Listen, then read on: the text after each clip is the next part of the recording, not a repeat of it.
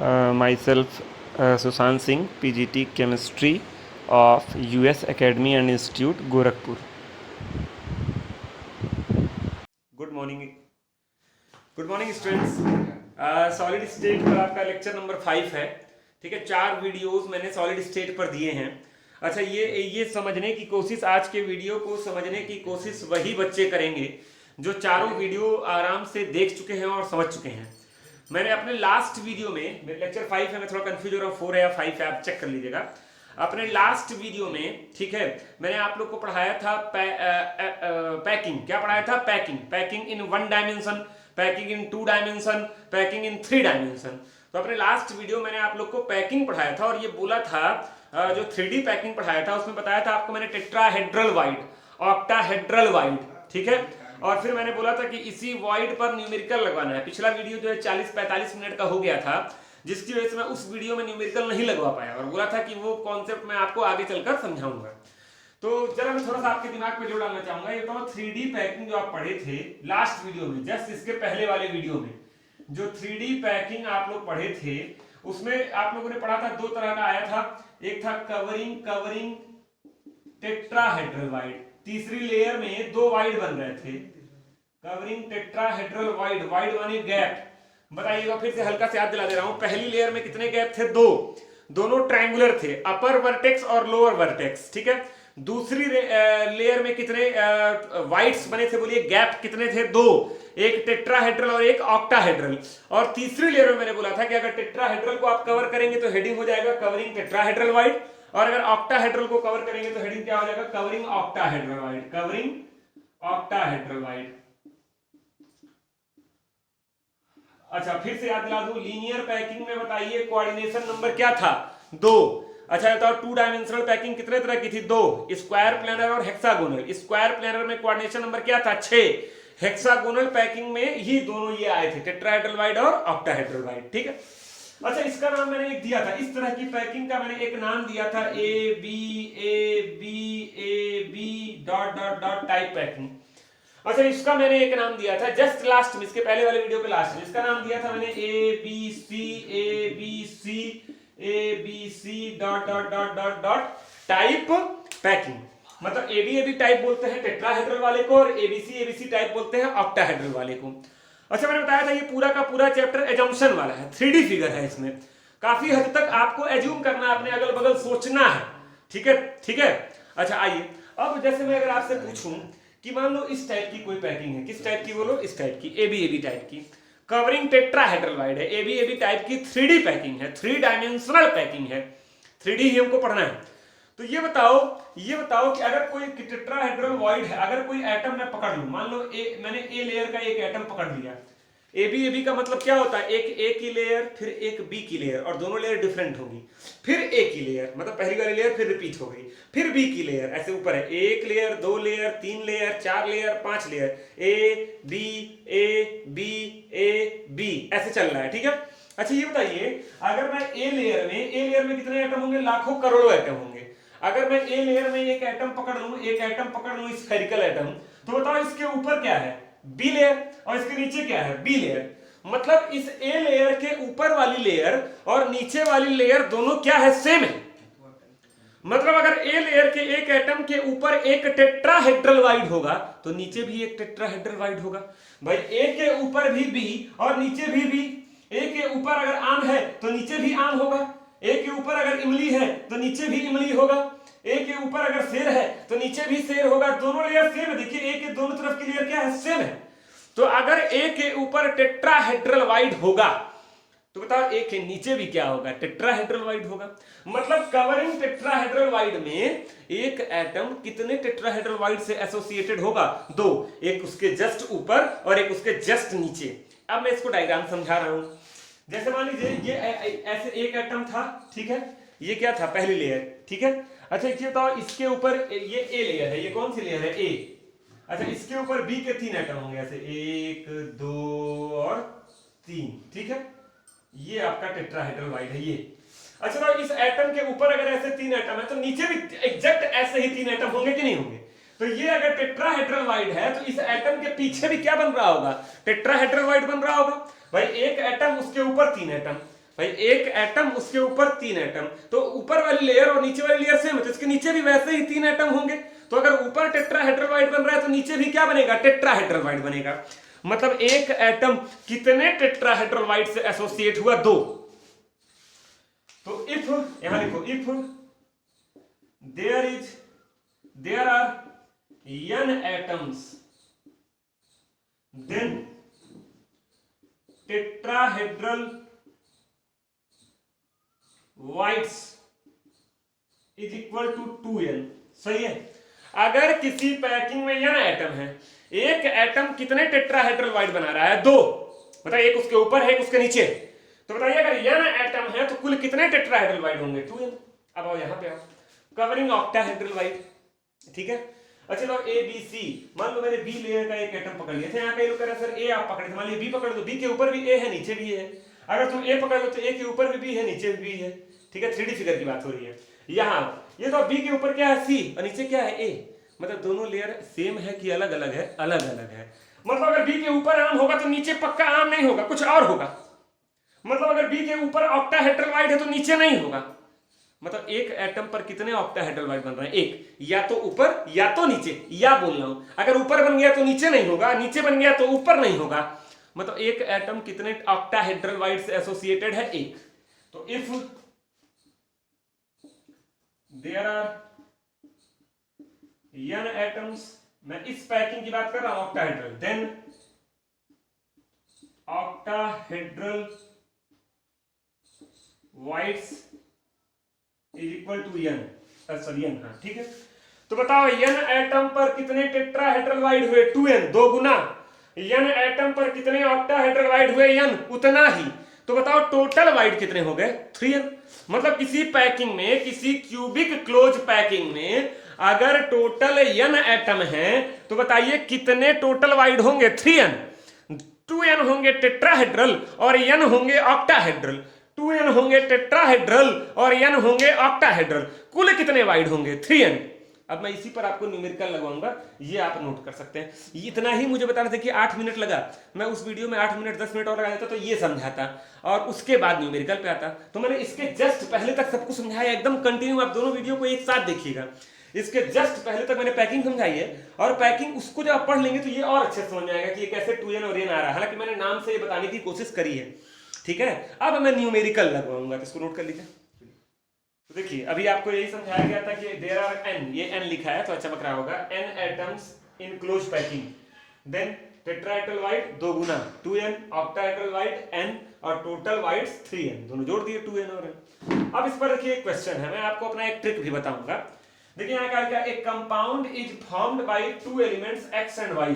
एक कंपाउंड है जो x और y 2 एलिमेंट से मिलकर बना है। Atoms of the element y का जो एटम है मेक CCP। कई बच्चे रोने लगते हैं सर ये CCP क्या है, इसका फुल फॉर्म होता है क्यूबिक क्लोज पैकिंग। अच्छा कोई जरूरी है कि हर न्यूमेरिकल में CCP ही लिखा हो, नहीं, कुछ और भी लिखा हो सकता है। तो मैं कुछ नाम बोल रहा हूं आपके सामने, धीरे धीरे आप नोट कर लीजिए। CCP, HCP का फुल फॉर्म होता है hexagonal close packing. Lattice point, lattice. FCC face centred cubic, BCC body centred cubic, simple cubic.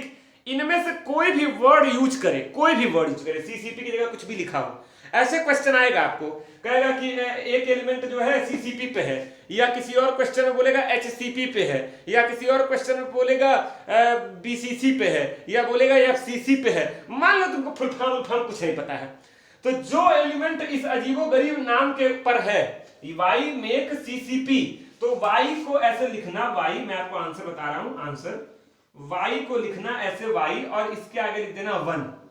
अपने जहन में बिठा लो, तुरंत क्या लिख देना 1, y1, ठीक है, y1। अच्छा आगे पढ़ो, and x occupy octahedral wide. बताओ बच्चा, अगर CCP पैकिंग में y के कितने एटम हैं, एक, हम माने हैं एक, तो बताओ कितने ऑक्टाहेड्रल वाइड होंगे, एक। अभी जितने एटम होते हैं उतने ही ऑक्टाहेड्रल वाइड होते हैं, केवल टेट्राहेड्रल में 2 गुना कर देना होता है। तो कितने ऑक्टाहेड्रल वाइड होंगे बोलो, एक। और x कहां है, ऑक्टाहेड्रल वाइड पे है, यानी x भी क्या हो गया, एक। इसका आंसर क्या हो गया, yx या xy। यही इसका आंसर हो गया, खत्म कहानी है। फाइंड द फार्मूला पूछ रहा था, हो गया। ठीक है। अच्छा, ये सीसीपी जो कुछ भी दिया रहा है उसको आप वन, कई बच्चे कहते हैं सर वन क्यों माने हैं, आपका लग रहा है फेवरेट नंबर वन है, हम टू मानेंगे। मान लेते टू मान ले, तो वाई एलिमेंट वाई में एक सीसीपी, तो वाई को आपने मान लिया दो, आपका फेवरेट नंबर है दो। तो बताओ अगर वाई के दो एटम होंगे तो कितने ऑक्टाहेड्रल होंगे? दो। तो यक्स ऑक्युपाई ऑक्टाहेड्रल, यानी यक्स भी कितने जगहों पे होगा? दो, यानी यक्स टू, दो दो कट जाएगा, क्या आएगा? Y X. यही तो आंसर आया। कई बच्चे कहते हैं सर किसी का फेवरेट नंबर एक है, किसी का दो है, अगर हम उसको यन मान ले, क्या मान ले? यन। वाई में एक सीसीपी, तो वाई के कितने एटम हैं? यन है। तो मान लो वाई के यन एटम है, यन। तो बताओ कितने ऑक्टाहेड्रल भी होंगे? एन। तो एक्स के भी कितने हो जाएंगे? एन, और एन एन कट जाएगा, फिर क्या आ जाएगा? Y X. ठीक है, इसको नोट कर लीजिए, ऐसे धड़ाधड़ 3-4 क्वेश्चन लगवा दे रहा हूं। देखिए यक्स फॉर्म HCP, क्या बोला है? HCP। तो खट से यक्स को क्या मान लो? वन। मैं वन बोल रहा हूं, आप कुछ भी मान सकते हैं, आप 3 मान सकते हैं, 3.5 मान सकते हैं, 3.25 मान सकते हैं, यक्स मान सकते हैं, वाई मान सकते हैं, जेड मान सकते हैं, पी के एन कुछ भी। तो मैंने यक्स फॉर्म HCP, तो यक्स को मान लिया वन। वाई ऑक्युपाई टेट्राहेड्रल, तो अगर यक्स के एक एटम HCP में एक्स है तो पैकिंग में एक्स है, तो एक्स के अगर एक एटम है तो कितने टेट्राहेड्रल होंगे? दो। तो वाई ऑक्युपाई टेट्राहेड्रल, तो वाई क्या हो गया? दो। और जेड ऑक्युपाई ऑक्टाहेड्रल, तो अगर एक्स के एक एटम है तो कितने ऑक्टाहेड्रल होंगे? एक। तो जेड वन, यही आंसर हो गया। X Y two Z, X Y two Z, ये आंसर हो गया। नेक्स्ट देखिए यक्स फॉर्म्स FCC, बताओ यक्स को क्या मान ले? One, X one. Y occupy 2/3 of tetrahedral, तो बताओ यक्स अगर वन है तो कितने टेट्राहेड्रल होंगे? दो। तो वाई टू। लेकिन क्या पूरा टेट्राहेड्रल वाई ऑक्युपाई कर रहा है? नहीं बच्चों, वो 2/3 ऑक्युपाई कर रहा है, तो दो का 2/3, तो 2 × 2/3। जेड ऑक्युपाई 50% ऑफ ऑक्टाहेड्रल, तो यक्स का अगर एक एटम है तो बताओ जेड का कितना एटम होगा? जेड का कितना एटम होगा? एक। तो जेड का एक, और इसका 50%, तो 50/100, ऐसे तो निकाल दो परसेंटेज, इसको सॉल्व कर लो। x1 y 2 दूनी 4, 4/3, और z 1/2। अब 3 2 एलसीएम लेके 6, 6 से सब में मल्टीप्लाई कर दो, तो x6 y 8, 6 से करोगे तो 3 दूनी 6 हो जाएगा, 4 दूनी 8 हो जाएगा, y 8 और z 3। तो ये आपका क्या होगा? Final answer. मतलब फ्रैक्शन में बोलेगा तो भी कर लोगे, परसेंटेज में बोलेगा तो भी कर लोगे, बस इतना ही याद रखना, जो FCC पे है, जो BCC पे है, जो लैटिस पॉइंट पे है, जो CCP पे है, जो HCP पे है, उसको वन मानना है। नोट कर लीजिए। आई देखिए ये क्वेश्चन है, बोर्ड पूरा भर गया है क्वेश्चन से, आंसर कोशिश करूंगा इतने में ही आ जाए, भले इतना बड़ा क्वेश्चन है, बहुत बढ़िया क्वेश्चन है। अगर ये आप लोग समझ गए तो समझ लीजिए इस टॉपिक का लगभग सारा न्यूमेरिकल आप लगा लेंगे। आइए पढ़ते हैं। इन द मिनरल स्पाइनल, बड़ा खतरनाक अंग्रेजी है भैया, पता नहीं क्या होता है। हैविंग द फार्मूला दिस, बहुत ध्यान से सुनिएगा एक चीज को। देखिए यहाँ पे कह रहा है, ये फार्मूला दिया हुआ है, कह रहा है एक कोई चीज होती है mineral spinal, having the formula this. बताओ यहाँ पर मैग्नीशियम के कितने एटम हैं? एक। एल्यूमिनियम के कितने एटम है? दो। और ऑक्सीजन के कितने एटम है? चार। उसके आगे पढ़िए, ऑक्साइड आयंस, ऑक्साइड आयंस मतलब O are arrange in the CCP। ये बताओ बच्चा, जो CCP पे होता है उसको खट से आप क्या मानते हैं? वन। जो CCP पे है उसको खट से आप क्या मानते हैं? वन। अच्छा, कई लोग कह रहे होंगे सर ऑलरेडी फार्मूला जो है दिया है तो आप क्यों निकाल रहे हैं? ऐसे निकाल के देखो क्या हो रहा है क्या नहीं। तो O को मान लिया आप, क्या बोलिए? One. Mg+2 ions occupy tetrahedral. अच्छा एक चीज बताओ, यहां पे वन माने हो, छोड़ो इसको, छोड़ दो, मानने का मन करे वो भी एक तरीका लगाने का, एक और है। ये तो oxide ions are arranged in CCP, तो O को तुम वन मानोगे, लेकिन इस फार्मूले में O कितना है? 4। बोलो कितना है? 4। तो अगर फार्मूले में ऑक्सीजन 4 है, अच्छा मैंने आपको बताया था जो HCP पे हो, जो CCP पे हो, जो BCC पे हो, जो सिंपल पे हो, उसी को आप वन मानेंगे और उसी के हिसाब से ऑक्टा और टेट्राहेड्रल निकालेंगे। तो अगर ऑक्साइड आयन CCP में है तो ऑक्साइड आयन जितना होगा उसका डबल टेट्राहेड्रल होगा और उतना ही ऑक्टाहेड्रल होगा। तो बताइए ऑक्साइड आयन कितना है? 4। तो बताओ टेट्राहेड्रल कितना होगा? 8। बोलो टेट्राहेड्रल कितना होगा? 8। अच्छा अब आइए यहाँ पे आगे पढ़ते हैं। Mg+2 occupy tetrahedral. अच्छा ये देखिए tetrahedral, while Al+3 occupy octahedral. अच्छा तो ऑक्सीजन के अगर 4 एटम हैं तो कितने मैग्नीशियम, कितने टेट्राहेड्रल होंगे? 8। और मैग्नीशियम कितनी जगहों पर होना चाहिए? 8, लेकिन ये है कितनी जगह पर? 1। बहुत ध्यान से सुनिए, ऑक्साइड आयन सीसीपी पर है, तो सीसीपी पर जितना ऑक्साइड आयन होगा उसका डबल टेट्राहेड्रल होगा। तो अगर ऑक्साइड 4 है तो कितने टेट्राहेड्रल होंगे? 8। और मैग्नीशियम ने कितना ऑक्युपाई किया है? 1। देखो एक ही यहाँ लिखा है ना, 1, और होना कितना चाहिए? 8। मतलब 7 टेट्राहेड्रल पर मैग्नीशियम नहीं है। पढ़िए question, find percentage of tetrahedral wides occupied by Mg+2। Magnesium को ऑक्युपाई करना था 8, ऑक्सीजन के 4 एटम हैं तो कितने टेट्राहेड्रल होंगे? 4 दूनी 8। मैग्नीशियम को ऑक्युपाई करना था 8, लेकिन ऑक्युपाई कितना किया है? 1। तो पूछ रहा है कितना परसेंट ऑक्युपाई किया? 8 में 1, तो परसेंटेज निकाल नहीं लोगे?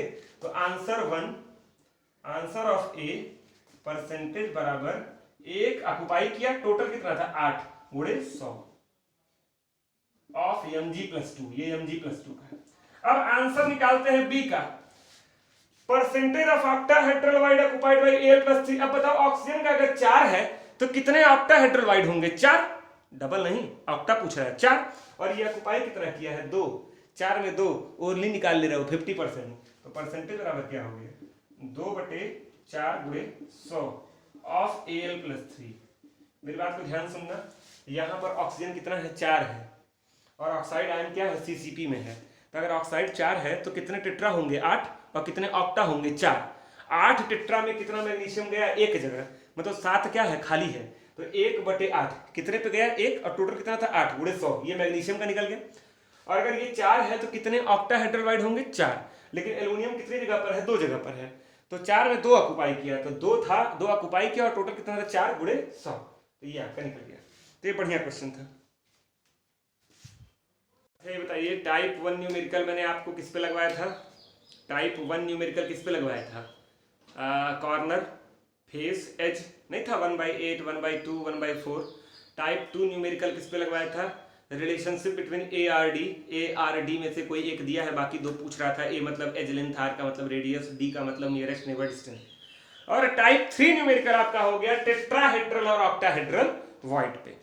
तो 3 तरह का न्यूमेरिकल मैंने आपको लगवा दिया है विथ थ्योरी, और टोटल इस चैप्टर में 6 या 7 तरह के न्यूमेरिकल आपको मिलेंगे। 6 या 7 तरह के, रेडियस रेशियो तक आप जाएंगे तो 6 या 7 तरह के मिलेंगे। तो बारी बारी चलेंगे।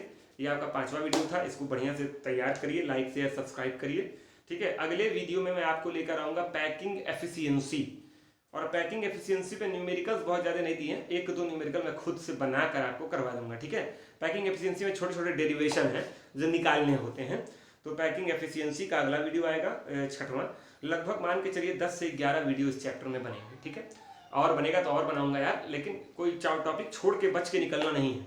न्यूमेरिकल आपको लगे कि क्या कहते हैं, लगाने में कुछ दिक्कत हुई है, मैंने पहले टाइप पर भी लगवाया था 5-6, दूसरे टाइप पर लगवाया था 2 ही मेरे ख्याल से, और तीसरे टाइप पे आज भी लगवा दिया 3-4। तो मैं इस वीडियोस के जरिए कम से कम इस चैप्टर में आपको लगवाऊंगा 25 न्यूमेरिकल। तो अगर मैं ऑनलाइन पढ़ाकर 25 न्यूमेरिकल लगवा दे रहा हूँ तो मेरे ख्याल से बहुत ज़्यादा सफिशिएंट है। क्लास में होता तो यही 40-45 लगवाता, 50 लगवा देता, ठीक है।